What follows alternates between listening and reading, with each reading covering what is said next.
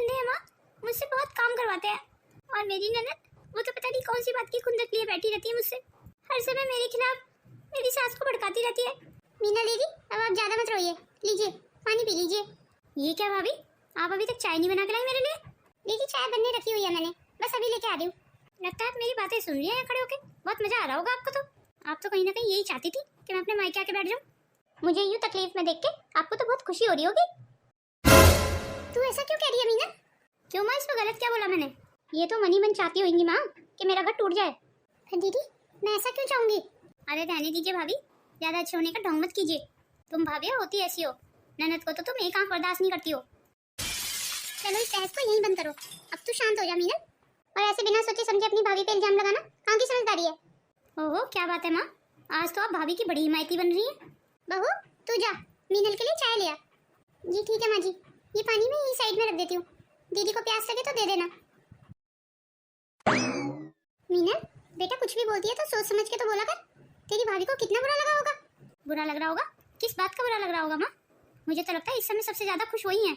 अब मैं जो तकलीफ में हूँ तो उन्हें तो खुशी मिलेगी ना। भला तेरी तकलीफ से उसे कैसे खुशी मिलेगी?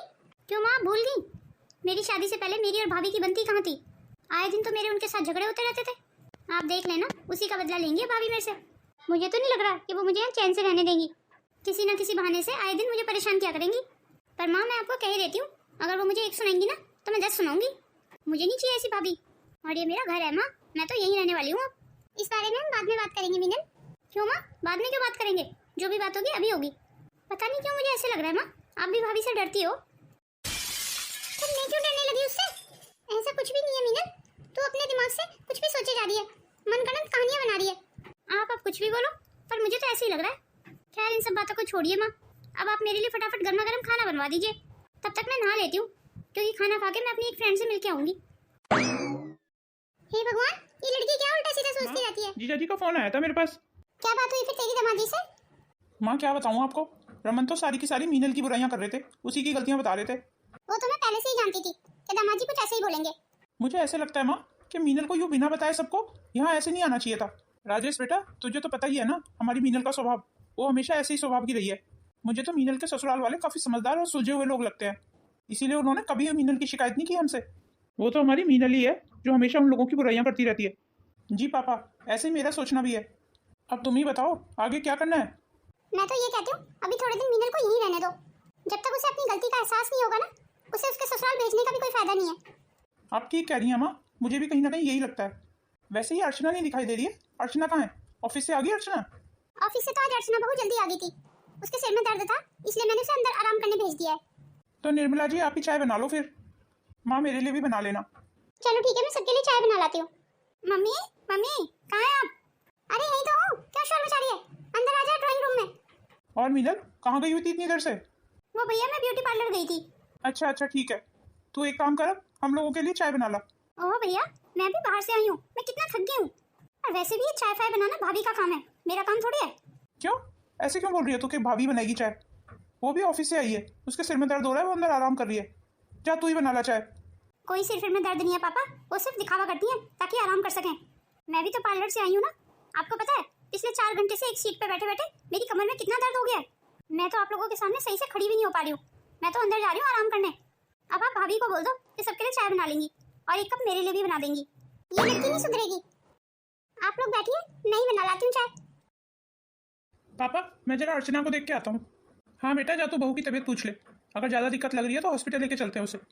जी ठीक है पापा। अर्चना अब तुम्हारा सिर का दर्द कैसा है? मैं ठीक हूँ, वो ऑफिस में आज काफी काम हो गया था ना, इसीलिए सिर भारी हो गया था काफी। तुम थोड़ा और आराम कर लो, अभी तुम उठ क्यों गई? नहीं नहीं, मैं आराम कैसे कर सकती हूँ? माँ जी अकेले किचन में काम कर रही हैं, मेरी टेंशन मत करो तुम, मैं बिल्कुल ठीक हूँ। अभी मैं आप लोगों के लिए चाय बना के लाती हूँ। अब तो माँ ने चाय बना ली होगी, तुम रहने दो। फिर मैं डिनर की तैयारी कर लेती हूँ, अब माँ जी कितना काम करेंगी। वैसे एक बात तो है अर्चना, तुमने कितने अच्छे से इस घर को संभाल लिया है, वरना शुरू शुरू में तो तुम्हारे साथ भी कितनी प्रॉब्लम्स थी। तुम्हारा भी कहाँ मन लगता था यहाँ, आए दिन तुम्हारे मीनल के साथ झगड़े होते रहते थे, पर धीरे धीरे सब ठीक हो गया।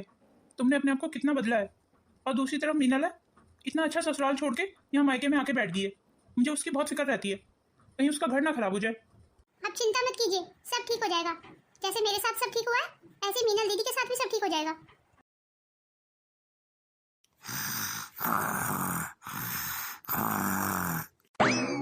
मीनल तो बहुत गहरी नींद सो रही है। अगर मैं ड्रॉर खोलूंगी तो कहीं ये जग ना जाए। मैंने मीनल को ही दी थी अपनी खांसी की दवाई रखने के लिए।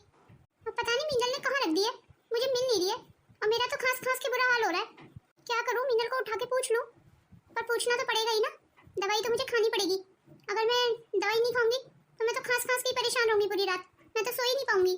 मीनल, मीनल, अब क्या हो गया माँ? आप इतनी रात को भूतों की तरह क्यों घूम रही हो? आपको रात को भी नींद नहीं आती है? अब आधी रात को आपको मेरे कमरे में से क्या चाहिए? ओ मीनल बेटा, मुझे बहुत खांसी उठ रही है और मेरी खांसी की दवाई तूने ही कहीं रख दी है, इसीलिए मैं तेरे कमरे में ढूंढने आई थी। जरा ढूंढ के दे दे मीनल बेटा, कहाँ रखी है? ओह माँ, यूं आधी रात को परेशान मत करो। अब आधी रात को उठ के मैं आपकी दवाई ढूंढूं? मुझे बहुत तेज नींद आ रही है, मैं आपकी दवाई सुबह दे दूंगी। अभी आप जाओ यहाँ से, मुझे सोने दो माँ प्लीज। खामखा मेरी इतनी अच्छी नींद खराब कर दी आपने। क्या हुआ माँ, इतनी रात को आप यहाँ क्या कर रही हैं? अर्चना बहू, मुझे बहुत खांसी उठ रही है, मैं अपनी खांसी की दवाई ढूंढने आई थी मीनल के कमरे में। अब तो भाभी आ गई है ना, वही ढूंढ के दे देंगी आपकी दवाई, और मैं सो रही हूँ, मुझे कोई डिस्टर्ब नहीं करना। माँ हटिए, मैं ढूंढ देती हूँ आपकी दवाई। और आपको एकदम से इतनी खांसी कैसे हो गई माँ?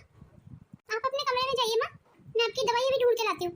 खामखा मैंने तुझे और परेशान कर दिया, तुझे तो सुबह ऑफिस भी जाना है, तेरी नींद और खराब कर दी मैंने। माँ कैसी बातें कर रही हैं आप?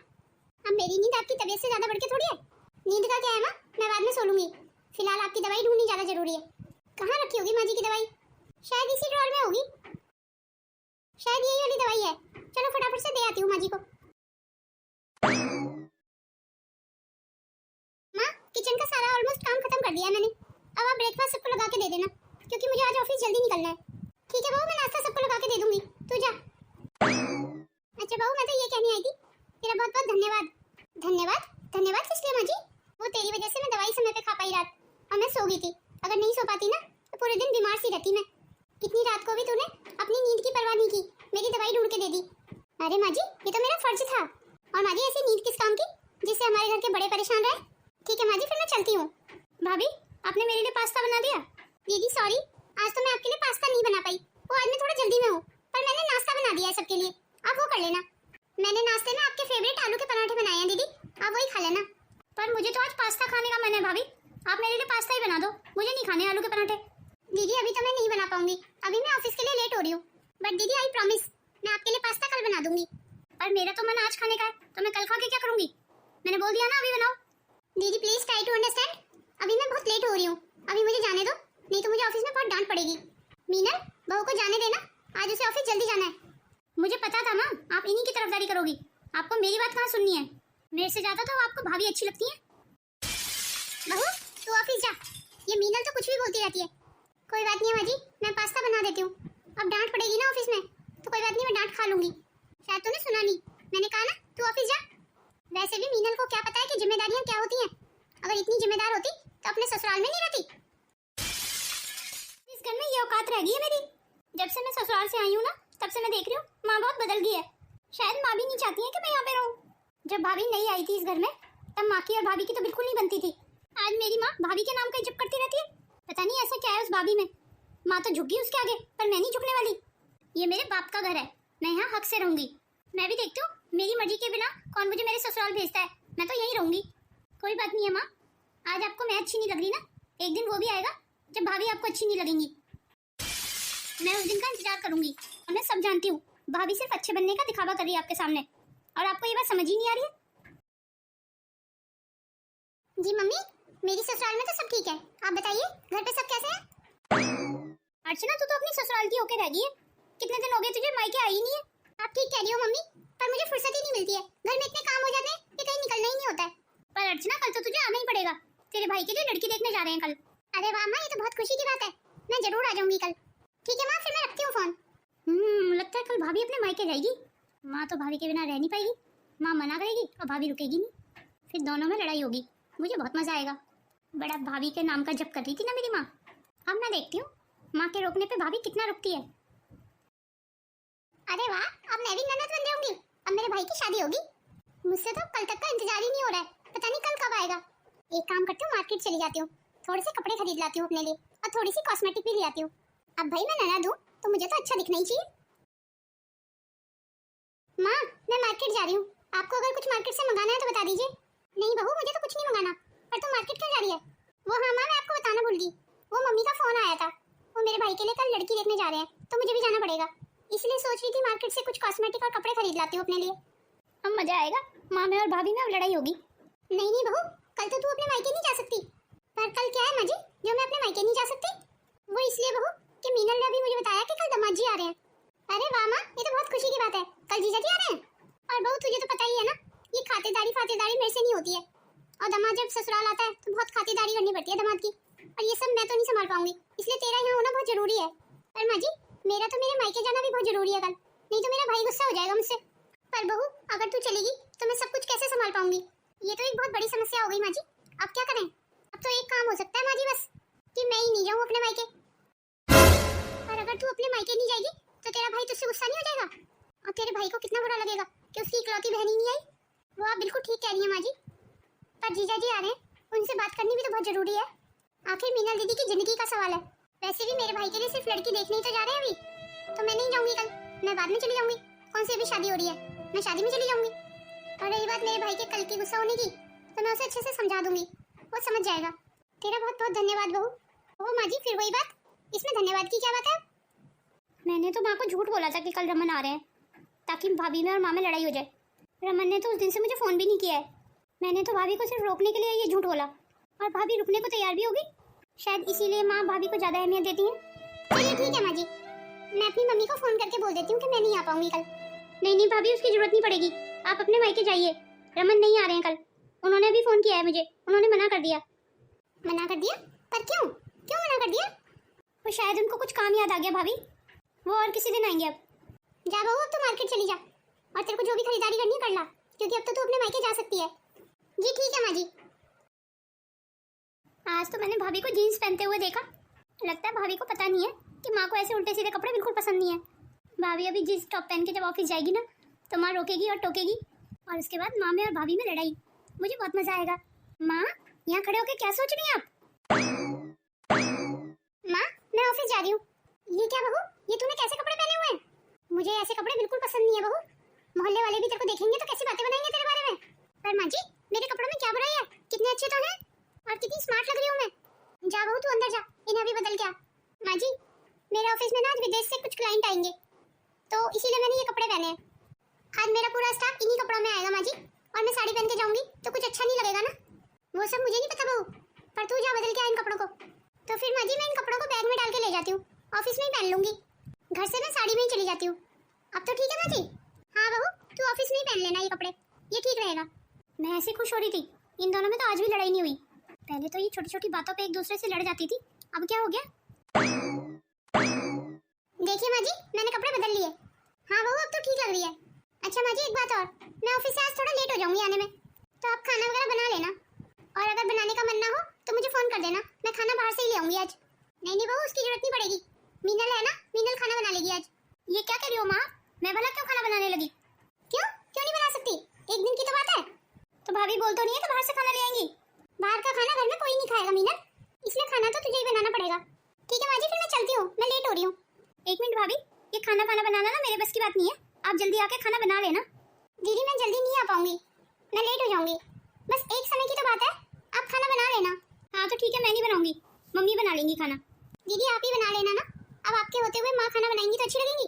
वैसे मैं अपनी तरफ से पूरी कोशिश करूंगी कि जल्दी आ जाऊं, और अगर नहीं आ पाई ना तो आपको ही संभालनी पड़ेगी किचन। तो तू भी ना बहू, किसको समझा रही है? ये मीनू को बोल रही है तू? ये तो इतनी स्वार्थी है, ये हमेशा अपने बारे में सोचती है, बाकी दुनिया जाए पहाड़ में। ये आप क्या कह रही है माँ? मैं जो देख रही हूँ वही कह रही हूँ। रहने दीजिए माँ, बात को बढ़ाने से कोई फायदा नहीं है।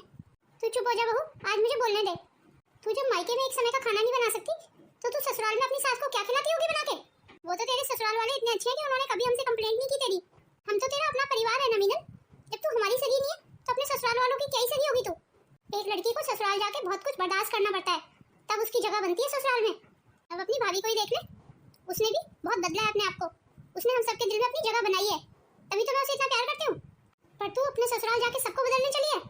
अरे मीनल अपने आप को बदल, देख ससुराल वाले सब तेरे हो जाएंगे, तू अपने आप को थोड़ा समय तो दे। और देखना ही है ना तुझे तो अपनी भाभी की अच्छाइयों को देख, ना कि उसकी बुराइयों को देख, और उससे कुछ सीख कि ससुराल में कैसे रहा जाता है। माँ मैं चलती हूँ, मैं बहुत लेट हो रही हूँ ऑफिस के लिए।